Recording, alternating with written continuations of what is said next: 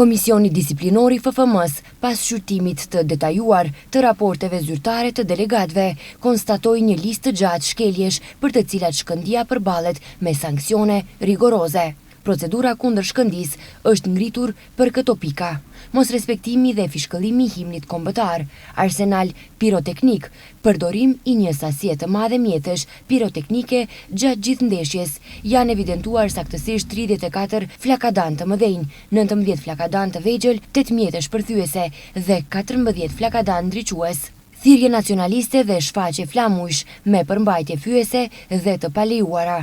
Shfaqje e një flamuri me përmbajtje naziste, shkelje për të cilën klubi tetovar më parë ishte sankcionuar edhe nga UEFA. Thirrje fyese të drejtuara drejt për drejt ndaj drejtuesve të FFM-s. Refuzim i futbollistëve dhe zyrtarëve për të pranuar medaljet e argjenta, i shoqëruar me sjellje të pahishme dhe degraduese gjatë ceremonisë.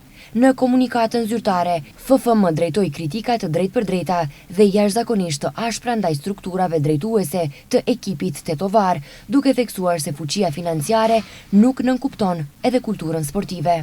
Paratë dhe pasuria nuk nënkuptojnë posedim të kulturës sportive dhe asaj të përgjithshme. Është e papranueshme që strukturat drejtuese dhe individet në vend që të kontribojnë në uljen e tensioneve të krijojnë atmosferë ndarjesh, provokimesh dhe kërkim të vazhdueshëm të alibive për dështimet pa aftësinë dhe padijen e tyre. Federata shton se me furnizimin për të pranuar medaljet është treguar përbuzje e drejt për drejt ndaj institucionit, por edhe ndaj kundërshtarit si Leks, pasi ky veprim përfaqëson mosnjohje faktike të rezultatit sportiv të arritur. Komunikata e fundit e Shkëndijës u vlerësua si fyerje për arsyen e shëndosh dhe inteligjencën e opinionit sportiv.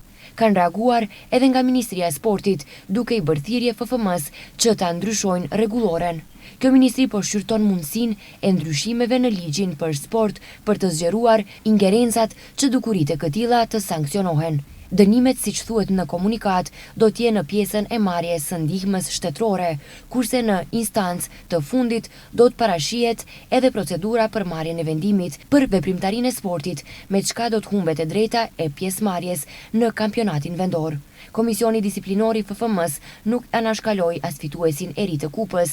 Është ngritur procedurë disiplinore edhe kundër Sileksit për shkak të thirrjeve nacionaliste të evidentuara nga grupet e tyre të tifozëve dhe përdorimit të mjeteve piroteknike gjatë ndeshjes.